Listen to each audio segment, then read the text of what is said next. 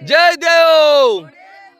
तर मित्रांनो मुकाला तुम्ही पाहू शकता मंदिरला दर्शन घ्यायला आणि बऱ्या भाऊ बहीण म्हणजे चुलत भाऊ बहीण आत्याची मुलं वगैरे सर्व आम्ही एका ठिकाणी आज दर्शन घ्यायला चाललो आणि खूप बरं वाटतं. चला हर हर.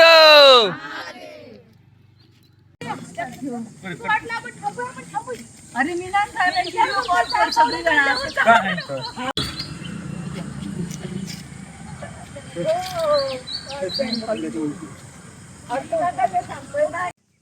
पूर्ण असा चढण आहे. कमीत कमी 1-1.5 किलोमीटरची चढण आहे. तुम्ही पाहू शकतात आतापासूनच आणि खूप बरं वाटतं. सर्व भाऊ बहीण आम्ही एका ठिकाणी चालताना दिसतोय श्री घोडमुख दर्शन घेण्यासाठी.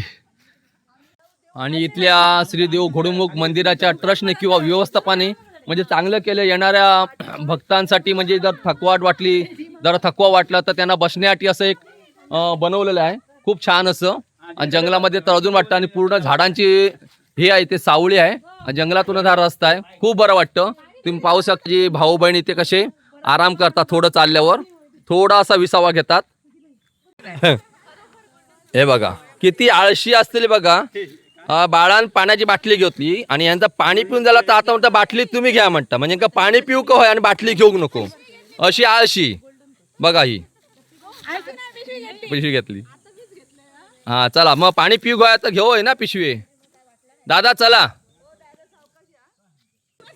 आमची निधी आणि आमचा भाचा अर्जुन हे दोघेही मंदिराच्या इथे जाऊन पोचले. बाकी सर्व लोक चालतायत म्हणजे एवढी चढण आहे तुम्ही पाहू शकतात. एक दुसऱ्याक सहारा देताना थकली सावकाश सावकाश. हा चढला सावकाश. या पुढे या जास्त नाही अजून 5 मिनिटाचा रस्ता रोवलो. चला. चढत्या वेळी अर्धा रस्ता म्हणजे पूर्ण मातीचा होता. त्यानंतर हे बघा म्हणजे पायऱ्या म्हणजे येणाऱ्या भाविकांसाठी भक्तांसाठी जास्त त्रास होऊ नये चढताना वगैरे म्हणून या मंदिरापर्यंत पूर्णपणे अशा पायऱ्या बांधण्यात आल्या. आणि मला वाटतं बाकीचं काम खाली बाकी आहे. होईल देवाच्या कृपेने ते पण चांगलं होईल. आणि खूप अशी व्यवस्था आहे चढायला. आता पूर्वी असं नव्हतं. पूर्ण डोंगरच होता चढायला लागायचा. आणि मित्रांनो कोंब्याची जत्रा म्हणून हे देवस्थान पूर्ण महाराष्ट्रात नाही तर पूर्ण भारतामध्ये प्रसिद्ध आहे. इथे कोंबे कापले जातात. असा आमचा श्रीदेव घोडेमुख. हे बघा जवळजवळ मंदिरापाशी आलोच. मंदिराचा घुमट जो आहे कळस तो इथून दिसतोय. पुढे जाऊन दर्शन घ्यायचं आहे. हे पूर्ण जंगल एक खाली दरी आहे. खूप बरं वाटतं बघायला. तुम्ही पण पाहू शकतात किती सुंदर असं दृश्य दिसतंय ते वरून.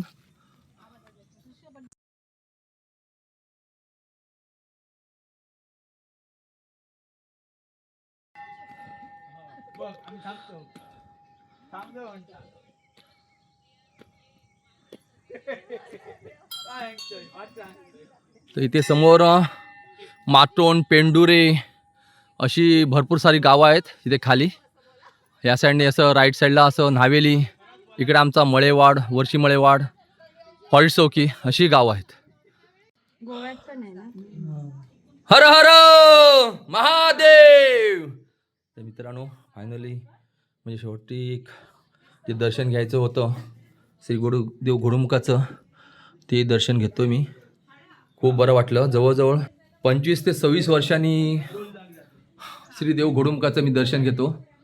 खूप बरं वाटलं. पण लहानपणी असताना आम्ही भरपूर म्हणजे कोंब्याची जत्रा चुकवायचोच ना आम्ही कुठून तरी. म्हणजे त्यावेळी तर प्रवासाला ना सायकल ना बाईक ना असं रिक्षा काहीच नव्हती. हे सर्व जत्रा आम्ही चालत करायचो. ही कोंब्याची जत्रा म्हणा, सोनोलीची जत्रा म्हणा किंवा कोंडुरा, घोडेमुख, नावेली असे भरपूर आजूबाजूच्या गावी आम्ही चालत जायचो. पण आता जरा जरी चाललो तर प्रत्येकाला असा थकवा जाणवतो. आणि त्यावेळीची जी एनर्जी होती लहानपणाची म्हणजे खूप बरं वाटायचं. आणि आम्ही आता श्रीदेव घोडमुखाचं दर्शन घेतलं. खूप बरं वाटलं. ईश्वरा सर्वांना बुद्धी दे आरोग्य दे सर्वांना. आणि तुझे गोड नाम मुखात खंड राहू दे. हे ईश्वरा सर्वांना चांगली बुद्धी दे आरोग्य दे सर्वांना सुखात आनंदात ऐश्वर गोड नाम मुखात अखंड राहू दे. बुद्धी दे, आरोग्य दे, सर्वांना सुखात आनंदात ऐश्वर्यात ठेव.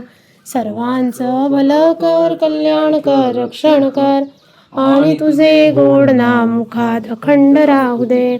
हे ईश्वरा सर्वांना चांगली बुद्धी दे, आरोग्य दे, सर्वांना सुखात आनंदात ऐश्वर्यात ठेव. सर्वांचं भलं कर, कल्याण कर, रक्षण कर आणि तुझे गोड नाम मुखात अखंड राहू दे. हे ईश्वरा फिरान थकले म्हणून आता काय केला माहिती आहे, म्हणजे काहीतरी नाश्ता पाणी व्हाया म्हणून बाहेर हॉटेलचा न खाता आम्ही ठरवला काहीतरी वेगळाच. म्हणजे ते बघू शकतात सगळ्यांची भुरड पडली.